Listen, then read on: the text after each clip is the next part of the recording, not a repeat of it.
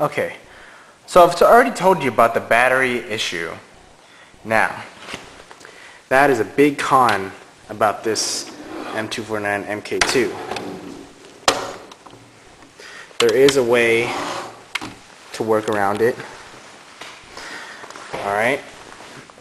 Now, I've had, when I went to the airsoft dealer, we tried out different batteries. We tried out, mini ones, but I didn't like the low capacity on the batteries. And we tried a nunchuck, but the nunchuck wasn't quite working, and it wouldn't fit. It was really crammed in there. So what we did was we modded the battery, my 8.4 volt battery, because I want to use this 4200 milliamp battery instead of all those mini ones. But they were kind enough to change out the plug to the mini type, and now instead of running this wire out the back, I'm most likely gonna cut a hole right here so it can hide the wire and I can feed it behind it. But for now, I'm gonna have this external battery pouch, which works fine actually. It doesn't look as bad, but that was a big mistake on Echo 1, or where they got it from, like a NK. Because I really would have liked to have that battery fit in the stock, because it's just a waste of space.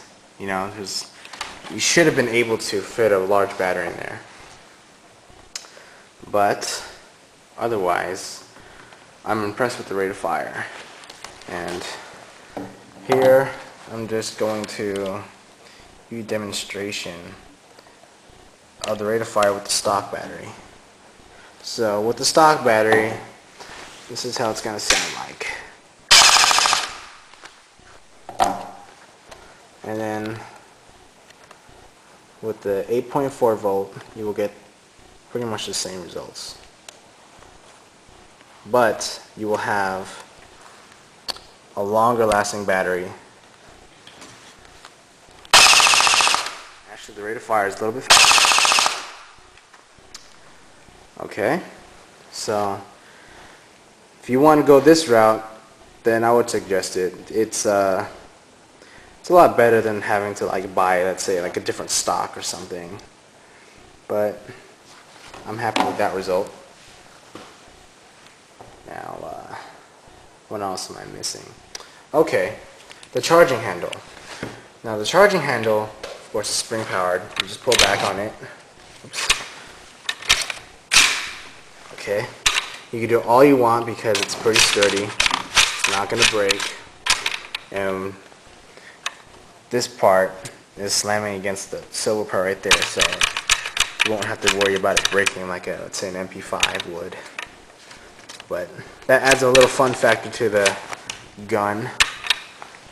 Alright, now with the MK2 model, you don't have the top rail like the Para version. So I believe a gentleman of the name of Flanker Tinker has posted a how-to guide to put a top rail on the top of the feed cover.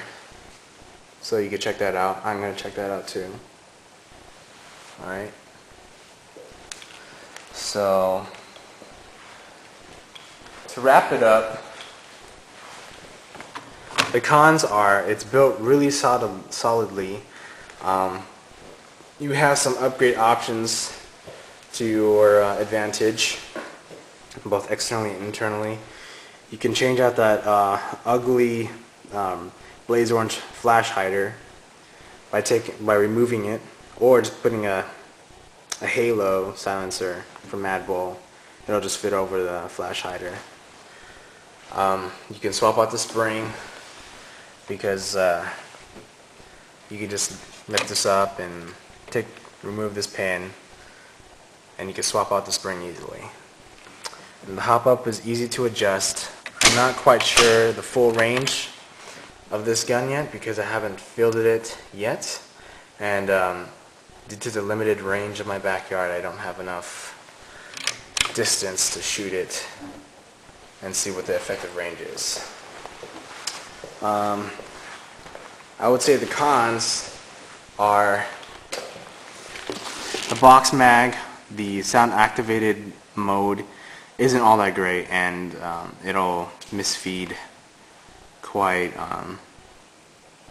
much, but it works nonetheless.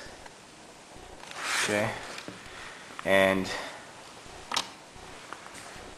the battery issue. The battery issue can be worked around with, as I've showed you, but unfortunately you have to have the external battery pouch. But that's about it. Thank you for tuning in. I'll have better videos soon.